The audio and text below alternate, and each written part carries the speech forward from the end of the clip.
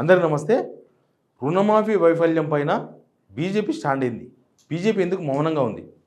బీజేపీకి 8 మంది ఎమ్మెల్యేలు ఉన్నారు, 8 మంది ఎంపీలు ఉన్నారు, కేంద్ర మంత్రులు, కేంద్ర సహాయ మంత్రి ఉన్నారు. మరి ఎందుకు ఈ విషయంలో మాట్లాడతలేరు? అంటే రుణమాఫీ రైతులకందరికి అయ్యిందని బీజేపీ అనుకుంటుందా? లేకపోతే మాట్లాడితే లేకపోతే రుణమాఫీ ఫెయిల్ అయిందనో, రుణమాఫీలు ఇంకా చాలామంది కావాలనో, రైతులకు కాలేదని అంటే రాష్ట్ర ప్రభుత్వం నుంచి ఏమైనా ఇబ్బంది అవుతుంది అనుకుంటుంది అనేది తెలియదు. కొన్ని రోజులుగా బీజేపీ ప్లస్ కాంగ్రెస్ ఈ రెండింటి వ్యవహార శైలి చాలా చర్చనీయాంశంగా మారింది. చాలా ఇష్యూస్ పైన బీజేపీ మాట్లాడలేదు, బీజేపీ మౌనంగా ఉన్నది. నిజానికి రుణమాఫీ విషయంలో కొన్ని రోజుల క్రితమే ఒక కాల్ సెంటర్ పెట్టిన వాళ్ళు, కాల్ సెంటర్ పెట్టి రైతులు ఎవరికైతే రుణమాఫీ కాలేదో వాళ్ళందరూ మాకు కాల్ చేయండి అని చెప్పిండ్రు. చాలా కాల్స్ వస్తున్నాయి, మాకు దగ్గర 50-60 వేల కాల్స్ మాకు వస్తున్నాయి. ఒక ఫోన్ మాట్లాడేలోపు 2-3 ఫోన్స్ మిస్ అయిపోతున్నామని అన్ని ఫోన్లు వస్తున్నాయని చెప్పారు. అంటే రుణమాఫీ కాలేదని చాలామంది రైతులు మాకు తెలియజేసే ప్రయత్నం చేస్తున్నారు అనేది వాళ్ళ వర్షన్. మరి ఉన్నట్టుండి ఇదంతా ఎప్పుడు జరిగిందంటే 2 విడతలు అయిపోయిన తర్వాత, 3వ విడతకు 2వ విడతకు మధ్య ఇదంతా జరిగింది. తర్వాత ఇప్పుడు 3వ విడత కూడా అయిపోయింది. 3వ విడత అయిపోయిన తర్వాత ఎందుకు ఇప్పటి వరకు స్పందించలేదు? 3వ విడత అయిపోయింది, రైతులంతా రోడ్డెక్కిండ్రు, నిరసన తెలిపిండ్రు, రేవంత్ రెడ్డి శవయాత్ర చేస్తున్నారు. ఇక కాంగ్రెస్ గవర్నమెంట్ కూడా అయిపోయింది రుణమాఫీ, ఇంకేం చేసేదేం లేదు, అయిపోయింది. ఇక ఇప్పుడు ఏం చేసినా డ్రామాలే. ఇంకా మేము మళ్ళీ మీ ఇంటికి వస్తాం, మీతో మాట్లాడతాం అన్న కూడా డ్రామాలే. గుర్తుపెట్టుకోండి రైతులారా, మళ్ళీ ఇది ఒక మోసమే. ఎందుకంటే వీళ్ళు చేసేది ఉంటే అప్పుడే చేయాలి. వీళ్ళకి అన్నీ తెలుసు, వీళ్ళకి తెలియక శుద్ధపూసలేం కాదు వీళ్ళకి అన్నీ తెలుసు. ఫస్ట్ విడత తెలుసు, సెకండ్ విడత తెలుసు. ఇది ఒక్క రోజులో ఒక గంటలో అయిపోయిన కథ కాదు కదా. ఇది దగ్గర నెల రోజుల ప్రాసెస్.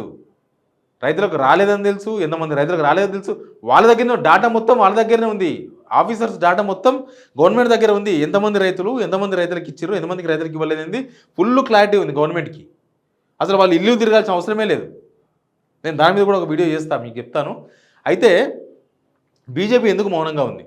బీజేపీ అంతకుముందు ఈ అన్ఎంప్లాయ్మెంట్ ఇష్యూ వచ్చింది, నిరుద్యోగులందరూ రోడ్డెక్కిండ్రు, ధర్నాలు చేసిండ్రు, చచ్చిపోయారు ఒకరిద్దరు. తర్వాత వాళ్ళని అరెస్ట్ చేసిన పోలీసులు, టీజీపీఎస్సీ ముట్టడించారు. తర్వాత డిఎస్సి వాళ్ళైతే ఈ విద్యాశాఖ ఆఫీస్ ముట్టడించారు. అయినా సరే బీజేపీ వాళ్ళు రెస్పాండ్ కాలే, అస్సలు నిరుద్యోగుల విషయం రెస్పాండ్ కాలే. అంత పెద్ద రోజు లాస్ట్లో ఇంతపర దగ్గర ఒక మీటింగ్ పెట్టుకొని నిరుద్యోగులకు మేము మద్దతు ఇస్తున్నామని చెప్పారు. అప్పటికే అయిపోయింది, అప్పటికే నిరుద్యోగుల గొంతు కోసేసింది గవర్నమెంట్, అప్పటికే డిఎస్సి స్టార్ట్ అయింది. అంటే ఎందుకు రేవంత్ రెడ్డిని విమర్శించే విషయంలో, లేకపోతే ఇక్కడ ప్రభుత్వాన్ని విమర్శించే విషయంలో బీజేపీ భయపడుతుందా? లేకపోతే ఇక్కడ రేవంత్ రెడ్డి గారు మోడీతో చాలా క్లోజ్గా ఉంటున్నారు కాబట్టి విమర్శించొద్దని డిసైడ్ అయిందా రాష్ట్ర బీజేపీ? 8 మంది ఎంపీలు కూడా ఉన్నారు, మీకు 8 మంది ఎమ్మెల్యేలు కూడా ఉన్నారు కదా, ప్రజాప్రతినిధులు 16 మంది ఉన్నారు. ఫస్ట్ టైం తెలంగాణలో బీజేపీ అన్ని సీట్లు గెలవడం, ఎమ్మెల్యేలైనా ఎంపీలైనా కూడా. అయినా సరే మీరు ఎందుకు జంగుతున్నారు? అయినా మీరు ఎందుకు మాట్లాడలేకపోతున్నారు? తెలంగాణలో మీ పార్టీ ఎందుకు ఉందా లేదా అన్నట్లుగా ఎందుకు స్తబ్దుగా ఉంది? ఏ విషయం మీద మాట్లాడతలేరు? ఏ విషయం మీద కూడా అసలు మాకేం సంబంధం అన్నట్టున్నారు వాళ్ళు. చాలా విషయాల మీద మాట్లాడే అవకాశం ఉండే వాళ్ళకి. ఈవెన్ కేంద్ర ప్రభుత్వం రాష్ట్రాన్ని మోసం చేసింది ఏమి చేయలేదు తెలంగాణ కంటే కూడా ఎవరో తూతూ మంత్రంగా స్పందించారు తప్ప దానికి ఏం కార్యాచరణ తీసుకోలే. అసలు బీజేపీ కార్యకర్తలే పరిశాన్ ఉన్నారు. ఏంది మేము అధికారంలో ఉన్నామా, రాష్ట్రంలో కూడా మేము అధికారంలో ఉన్నామా అన్న అంత పరిశాన్ ఉన్నారు వాళ్ళు.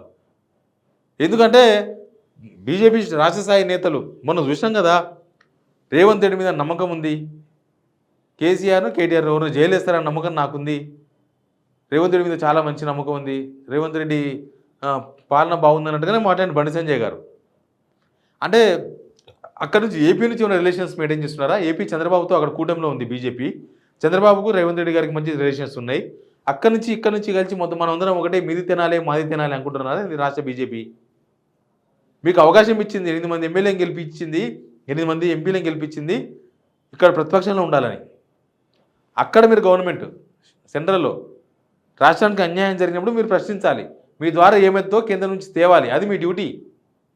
కానీ మీరు అది వదిలేసిండ్రు, ఇది వదిలేసిండ్రు. అక్కడ ఏమి తేరు, సెంట్రల్లో రాష్ట్రానికి ఏం కావాలో అవేం తేరు, మీరు అడగరు.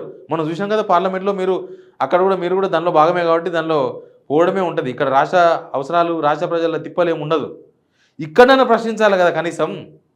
ఇక్కడ కూడా ప్రశ్నించలేకపోతున్నారంటే ఏంది? లోపాయగారు ఒప్పందం ఉందా? భయపడుతున్నారా? లేకపోతే ముందు ఈ మూసీ ప్రాజెక్ట్ ఉంది కదా, మూసీ ప్రాజెక్ట్ విషయంలో కేంద్ర ప్రభుత్వ అనుమతి కంపల్సరీ అంటున్నారు. ప్రపంచ బ్యాంక్ అప్పు తీసుకొచ్చినా లేకపోయినా ఆ దుబాయ్ నుంచి ఏదో ఫండ్స్ వస్తాయంట. దానిలో ఉన్న పర్సంటేజ్ మాట్లాడుకున్నారా అనేది ఒక అనుమానాలు కలుగుతున్నాయి బయట. మాట్లాడుకుంటున్నారు వాళ్ళు వీళ్ళు. ఏదో నడుస్తుంది, ఏదో నడుస్తుంది, ఏదో నడుస్తుంది. బీజేపీకి ఇక్కడున్న ప్రభుత్వానికి మధ్య ఏదో నడుస్తుంది. ప్రభుత్వంలో మిగతా వాళ్ళు మంత్రులు వాళ్ళ పనాలు చేసుకుంటున్నారు. రేవంత్ రెడ్డి గారే ఇక్కడంతా. కాబట్టి ఏం నడుస్తుంది బీజేపీకి కాంగ్రెస్‌కి మధ్య రాష్ట్రంలో ఏం నడుస్తుంది అనేది చాలా ఇంపార్టెంట్ ఇష్యూ. దీని మీద బీజేపీ కార్యకర్తలు కూడా చాలా డైలమాలో ఉన్నారు. క్లారిటీ ఇవ్వండి please. Please subscribe signal TV.